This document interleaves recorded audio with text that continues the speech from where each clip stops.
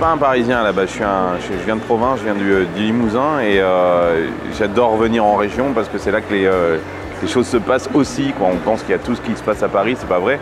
La preuve à Strasbourg, moi je suis hyper surpris du nombre d'entrepreneurs que je croise ici avec des projets super intéressants.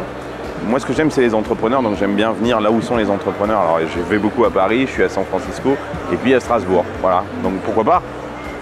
Je sais pas si la France est une nouvelle Silicon Valley, c'est quand même assez difficile, c'est un environnement, un écosystème qui est très particulier. Je ne sais pas si on arriverait, et je ne sais même pas si c'est intéressant d'essayer de recréer la Silicon Valley ici en France, mais ce qui est certain, parce que pour vivre aussi aux États-Unis, et je le sens aussi, les investisseurs sont très intéressés par les projets français et les entrepreneurs français. D'abord, ils disent, sont des gens qui sont très bien formés avec une éducation et des compétences très fortes. Les projets qu'on a ici en France sont assez proches culturellement des projets américains. Et troisièmement, les valorisations des startups françaises restent encore très abordables par rapport aux startups américaines. Et ces trois éléments font que les investisseurs sont très intéressés effectivement par les projets français. Et ça, c'est génial pour les entrepreneurs français parce que tout d'un coup, il y a des possibilités. Bien évidemment en France, on a aussi un écosystème avec nos propres investisseurs. La BPI fait plein de choses aussi pour favoriser l'émergence de startups. Mais aussi à l'international, aux États-Unis, du coup, maintenant, les Français sont regardés de façon un peu intéressante, quoi. Donc, il y a de nouvelles opportunités pour effectivement les entrepreneurs français.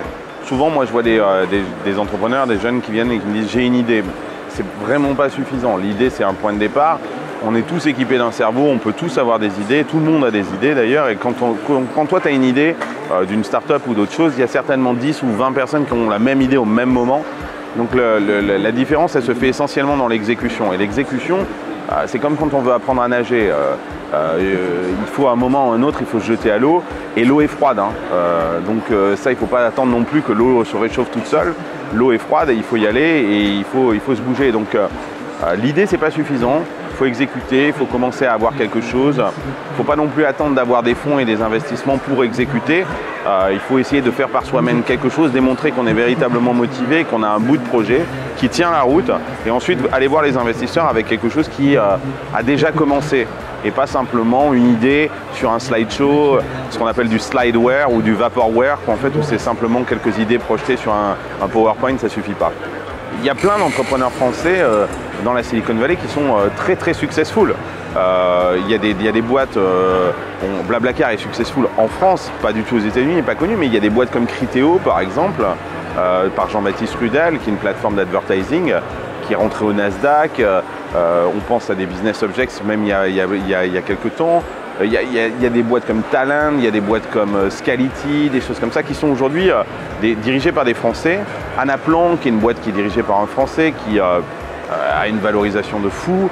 Enfin, vous savez, la Silicon Valley, c'est pas un truc américain. La Silicon Valley, c'est la capitale mondiale des nouvelles technologies.